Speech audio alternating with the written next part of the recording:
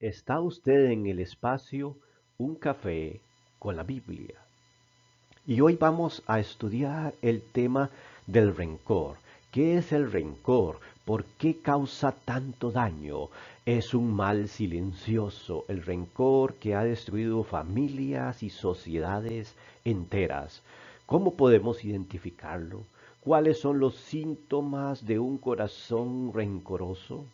Bueno, aquí vamos a verlo y he puesto un acrónimo de la siguiente forma para que se pueda entender y vemos la palabra rencor en forma vertical. Veamos cuáles son los elementos que se relacionan con el rencor.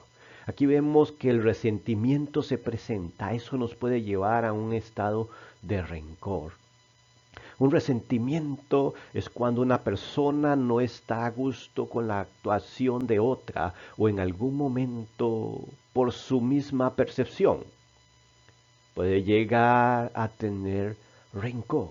Pero veamos que la envidia también es un factor que nos lleva al rencor. Por envidia muchas personas se vuelven rencorosas. Y esto nos está hablando muy desde adentro. Y ahora vamos a ampliar un poquito el tema. También la negación. La negación nos puede llevar a un estado de rencor. ¿Y por qué? ¿Cómo funciona? Veámoslo más adelante. También existe la contienda, un estado donde hay discusiones, donde hay pleitos, donde hay agresión física y de palabras, donde hay agresión verbal. Puede venir el rencor.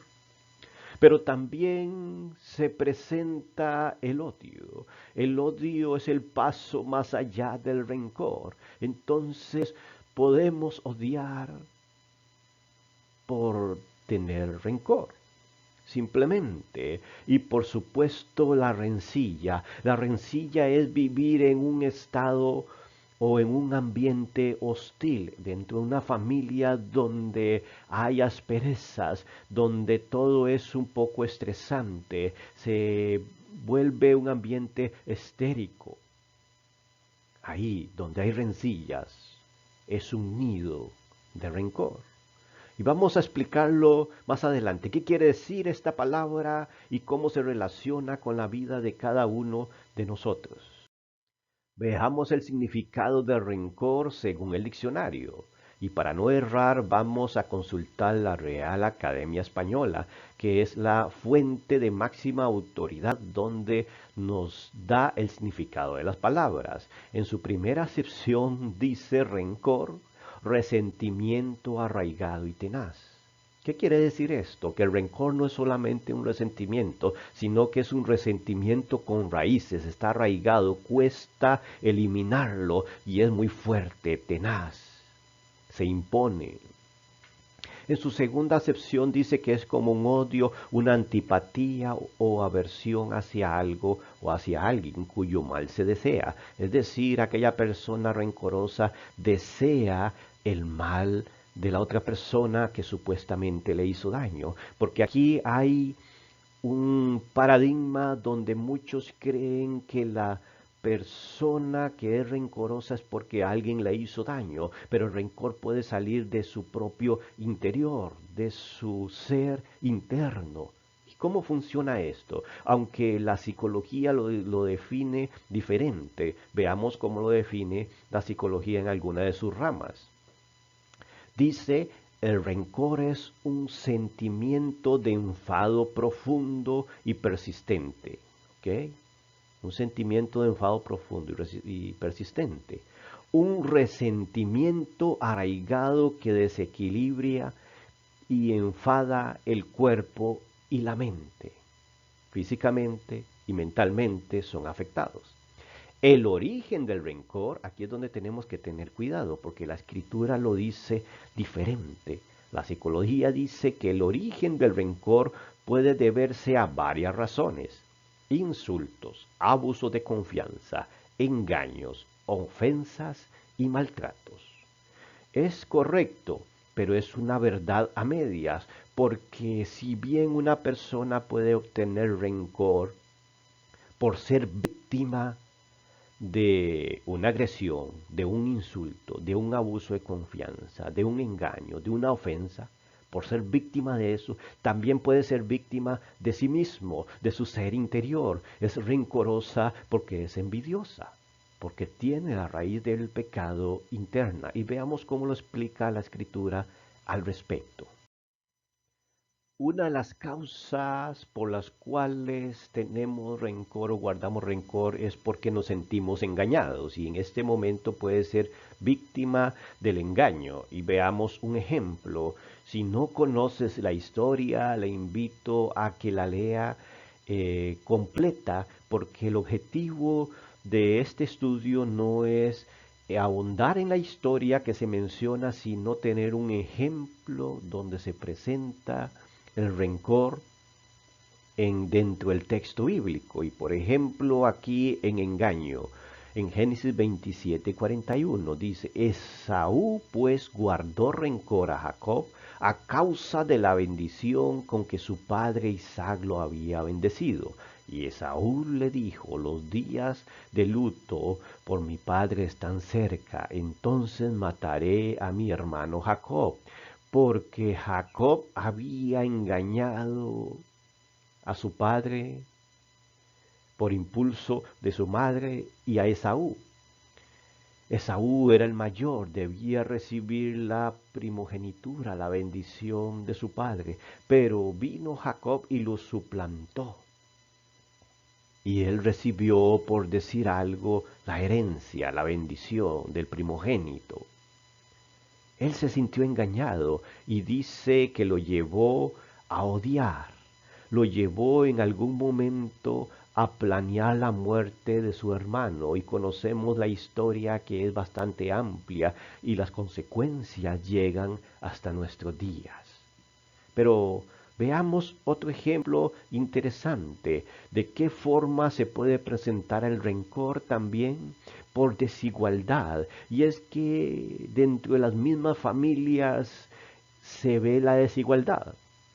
Aquí es un caso típico, porque muchos, por ejemplo, de los hijos donde es una familia numerosa, los padres en algún momento se inclinan más por uno u otro de sus hijos, por el motivo que sea, pero se inclina más y hay preferencias. Entonces existen rencor dentro de los demás miembros de la familia porque ven la desigualdad. Y este es el caso típico de José.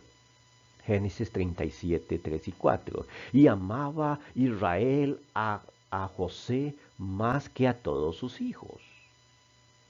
Israel o Jacob tenía muchos hijos y dice que José era el menor y lo amaba más. La escritura dice que tenía preferencia porque lo había tenido en su vejez. Era el menor, era el chiñado de la casa y le hizo una túnica de diversos colores. Posiblemente a sus demás hermanos no le había hecho ninguna túnica, porque la escritura, el texto resalta que le hizo esa túnica de colores diversos, porque representaba la alegría, el gozo de aquel anciano ya.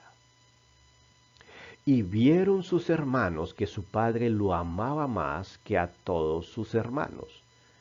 Lo odiaban y no podían hablarle amistosamente. Aquí es un ejemplo tajante.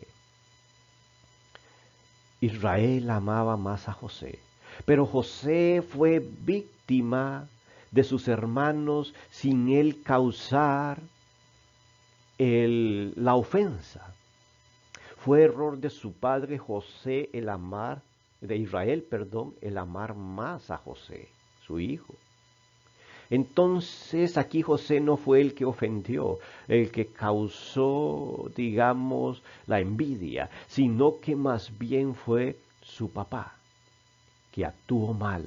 Y entonces sembró con esta actitud de su padre, sembró odio en los corazones, o rencor más bien en los corazones de sus hijos, de los demás hermanos de José.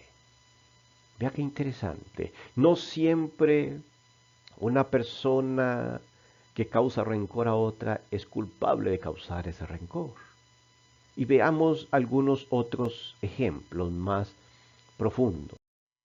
Pero el rencor se puede convertir en odio. Y vea qué interesante, un rencor permanente, fuerte, sin eliminar, se puede convertir en ese odio. Y el odio puede traer la muerte, hacerle un mal a aquella persona. Pero ese odio puede venir incluso por envidia. Ya José dice que no era bien visto por sus hermanos porque su padre Israel lo prefería a él. Y mira en Génesis 37:5 lo que dice. Y José tuvo un sueño. Y cuando lo contó a sus hermanos, ellos lo odiaron aún más. Mira qué interesante. José quería una relación de amistad con sus hermanos porque él tiene un sueño. Él no es culpable de tener un sueño, no es una ofensa el tener un sueño, no es un pecado, no es una falta contra su familia el tener un sueño y contarlo. Sin embargo, aquella preferencia, aquel rencor que le tenían, sembró envidia también. Entonces el rencor más envidia trajo el odio a sus hermanos, porque dice que cuando lo contó a sus hermanos, ellos lo odiaron aún más. Qué interesante. Cuidado dentro de las familias donde existe envidia, dentro de los grupos donde se hablan de semillas de envidia. Veamos otra causa. ¿Por qué viene el rencor? El rencor puede venir incluso por decir la verdad. Por decir la verdad. Y veamos un ejemplo. Marcos 6, 18 y 19. Porque Juan le decía a Herodes, no te es lícito tener la mujer de tu hermano. Y Herodías le tenía rencor y deseaba matarlo, pero no podía. Aquí estamos en la historia de Juan el Bautista, cuando es arrestado por Herodes. Porque Juan el Bautista le decía la verdad a Herodes. Siempre le señalaba y le decía, no es lícito tener la mujer de tu hermano. Porque no era de esa forma en que se manejaba la vida o que se maneja, digamos, el matrimonio. Y Herodes tenía la mujer del hermano de él. Y Juan lo señalaba. Y Herodías, que era esa mujer, odiaba, le tenía rencor a Juan. ¿Por qué? Porque Juan le decía la verdad. Cuando somos confrontados y no somos maduros, vamos a guardar rencor con aquella persona que nos está diciendo la verdad. Pero cuando una persona nos dice la verdad es para que reflexionemos. Debemos de tener cuidado cómo tomamos las cosas cuando nos señalan aquellos asuntos que están mal. Ahora bien, si nos señalan las cosas que no son ciertas, que la gente piensa que tenemos como error, pero no es error, tampoco debemos de guardar rencor, porque no lo tenemos. Es la persona la que está equivocada. Entonces, de alguna forma, cuando nos digan la verdad, seamos agradecidos, porque nos están revelando algo que debemos de corregir. Otra semilla del rencor tiene que ver con la mediocridad. Y es que la persona mediocre es la que se conformó con su situación y está así. Nunca quiere mejorar, nunca tiene expectativas. Y esa persona está bien hasta que llega otra y la supera. Es entonces cuando entran los celos, los resentimientos, el rencor. Y mira, un caso clásico se encuentra en Génesis capítulo 4, verso el 4 al 8. Y atención, familias, porque tiene que ver con una familia, con la primera familia que existió sobre la tierra. Dos hermanos, dice Caín y Abel, dice así el texto. También Abel, por su parte, trajo de los primogénitos de sus ovejas y de la grosura de los mismos. Y el Señor miró con agrado a Abel y a su ofrenda, pero a Caín y su ofrenda no miró con agrado. Y Caín se enojó mucho y su semblante se demudó. Entonces el Señor dijo a Caín, ¿por qué estás enojado y por qué se ha demudado tu semblante? Es algo interesante. Aquí observamos que este texto nos habla de dos hermanos. Abel trajo una ofrenda agradable al Señor, trajo lo mejor, él la preparó, trajo lo mejor de sus ovejas, de la grosura. Eso quiere decir que apartó un cordero, una oveja especialmente para el Señor, y de los primogénitos. Pero dice aquí que el Señor miró esa ofrenda con agrado. Sin embargo, la de Caín, por ser mediocre, por ser improvisada, por no haberlo hecho con una vida de verdad de corazón, dice que no miró con agrado la de Caín.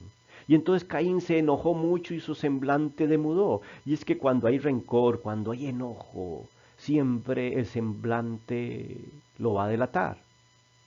Encontramos personas amargadas en la calle y sabemos que lo son por su semblante, porque su semblante nunca muestra una sonrisa, porque lo que dicen lo dicen con rencor. Entonces el Señor dijo a Caín, ¿por qué está enojado y por qué se ha demudado tu semblante? ¿Esto qué quiere decir? Simplemente que la causa de que la ofrenda no fuera aceptada, ya Caín lo sabía. Es decir, era culpa de Caín, lo hizo de forma mediocre y su semblante se demudó. Mira qué interesante. Cuidado con ser mediocre, porque vendrán personas que sí son personas que se preocupan por hacer las cosas bien. Y entonces puede venir los celos, las envidias, el enojo, el rencor. Pero esto es culpa de la misma persona mediocre, no del que está haciendo las cosas bien.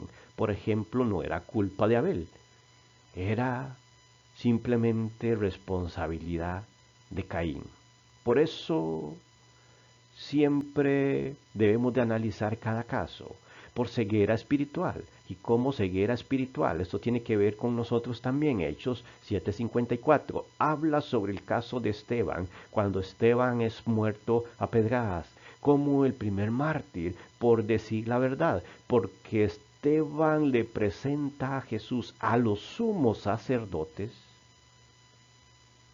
y se lo hace de una forma, de una manera retórica incomparable. Le trae de alguna forma argumentos de peso. Los sumos sacerdotes conocían y todo el clero conocía la historia. Esteban lo explica con lujo de detalles, como una cátedra universitaria completa. Pero ellos, ante tan fuertes argumentos, no quieren reconocer. Tienen ceguera espiritual y matan a Esteban. Pero no fue porque Esteban no lo hizo bien, sino simplemente porque entró rencor y odio en su corazón y tenía una ceguera espiritual. Y no pudieron entender, a pesar de que Esteban, insisto, lo dijo con toda claridad. Lea todo el capítulo de Hechos, el capítulo 7, y se da cuenta de lo que estamos hablando. Hemos visto algunas semillas del rencor, cuáles son las causas y cómo debemos de identificarlas antes de que se conviertan en esa raíz amarga, incluso dentro de las familias, como sucede mucho. Y veamos las familias bíblicas que a pesar de que eran hombres de Dios, siempre estuvo la semilla del rencor, porque es tan antigua como el hombre. Mira aquí Levítico 19:18, en el Antiguo Testamento, hace miles de años ya estaba el rencor en el corazón del ser humano. Dice, no te vengarás, ni guardarás rencor a los hijos de tu pueblo, sino que amarás a tu prójimo como a ti mismo. Yo soy el Señor. Dice no te vengarás, pero cuando dice no te vengarás, habla de otra cosa. No guardarás rencor. Es decir, la venganza puede venir por el rencor. Y una venganza es devolver mal contra mal. Eso es venganza. Pero el Señor dice, no te vengues, no guardes rencor. Es posible que nos podamos enojar, enfadar por un momento, por unas horas, por un día, pero eso no debe pasar ahí porque viene la semilla de rencor y brota, echa raíces y se vuelve en amargura. Entonces no guardarás, no mantendrás rencor a los hijos de tu pueblo, es decir, con tu prójimo, con los que están a tu lado, sino que amarás. El amor es el mejor antídoto contra el rencor. Una persona rencorosa no puede amar a la misma vez. Y eso debemos de saberlo. Son la contraparte. No pueden estar los mismos, el rencor y el amor, juntos.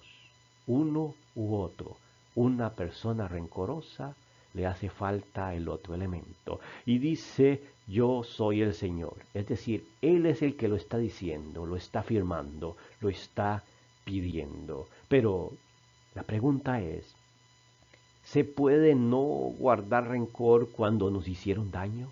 Porque en algún momento nos dimos cuenta que hay personas que están rencorosas contra nosotros sin nosotros haberle hecho daño, como sucedió con José. Él no le hizo daño a sus hermanos, pero por envidia dice que le guardaron rencor. Pero cuando nos hacen daño realmente, se puede no guardar rencor. Veamos uno de los ejemplos y volvamos a la historia primera, a la historia de José en Génesis 50:15.